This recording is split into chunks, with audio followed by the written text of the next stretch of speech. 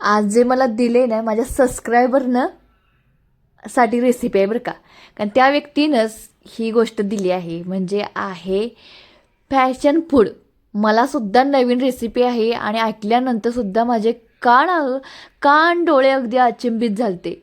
म्हणतात ना रसना वगैरे करतात ना ते फळ दिलं आहे. दिले होते 2-3 दिवसा अगोदर. थोडेसे झाले आहेत म्हातारे आणि थोडे आहेत तरणे. म्हणजे असे 3 प्रकारचे 3 दिलतेत पॅशन फूड. तर ह्याचा तुम्हाला मराठी अर्थ माहीत असेल तर प्लीज मला कमेंटमध्ये नक्की सांगा बरं का.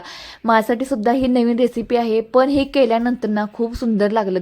म्हणजे अगदी आपला सरबत असतो ना, रसना असतो ना, तशाच पद्धतीने म्हणजे रसनाचा फ्लेवर असतो ना ते हेच पॅशन फूड असतं ना तेच वाळून वगैरे करत असतील किंवा त्याची पूड तयार करून घेत असतील, लिक्विड करत असतील, ते हेच फळ आहे असं माझे सबस्क्रायबर आहेत ते म्हटले. त्यांनी मला पोच केलं आहे आमच्या घरी हे फळ तेच तयार केलं आहे.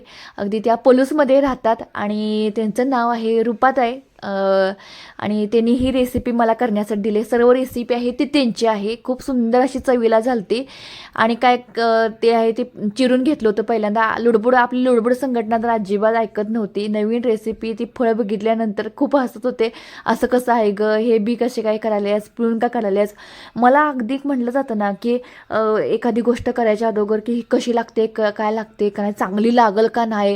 म्हणजे 99% मला वाटत होतं की ही काय चांगलं लागते का नाही, कोणास ठाऊक असं काय व्हायला लागलं या, कसलं दिसायला लागलं, हे चांगलं लागतंय का नाही असं झालं. पण केल्यानंतर मला विश्वास बसला बरं का. खूप सुंदर लागत होतं बरं का.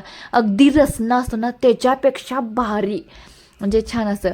तर एखाद्याची पेशी कमी किंवा जास्त होतात त्या वेळेला सुद्धा हे पेलं जातं.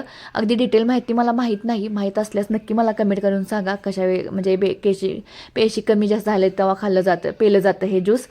तर हे झालं आहे तयार. थोडंसं पाणी घालून हे बिया वगैरे आतला गर आहे तो चाळणीनं छान असं शोधून घ्यायचा एका टोपामध्ये. त्यामध्ये घालायचे 4 चमचे म्हणजे 3 ह्याच्यामध्ये जितकं पाणी ॲड केलं असतं तेवढं मावलं असतं आणि 2 ग्लास मावले असते. तर घालून ह्यामध्ये 4 मी ग्लास सरबत केलता. त्यामध्ये घालायची शुगर ॲड करायची, साखर आहे ते प्रमाण आपल्या आवडीनुसार घ्यायचं, मीठ घालायचं. तयार झालं आहे. अगदी तुम्हाला ते पाकिटमध्ये रसना मिळतो ना त्याच्यापेक्षा किती तर पट्टीनं हा सुंदर रसना तयार झाला होता. ह्याची चव बघायची अजिबात गरज नव्हती. आंबट झालं आहे का काय झालं तर परफेक्ट असं ही रेसिपी झाली आहे. एवढी छान असं रेसिपी भेटली आहे मला ही. तर बघा मस्त असं पेले होते. अगदीच वेगळंच मला वाटलं आणि पेल्यानंतर खूप आवडलं मला. माझ्या मुलांना आवडलं, सासऱ्यांना आवडलं, सासूबाईंना सुद्धा आवडलं. थोडंसं थंड असतं तर आणि सुंदर लागलं असतं. पण थंडीचे दिवस आहेत त्यामुळे थंड काय केलं नाही, असंच पेलं. थँक्यू ताई. खूप सुंदर रेसिपी झाली. आणि असंच सोनाली किचन पाहत राहा आणि जाता जाता सबस्क्राईब मात्र करायला अजिबात विसरायचं नाही. धन्यवाद.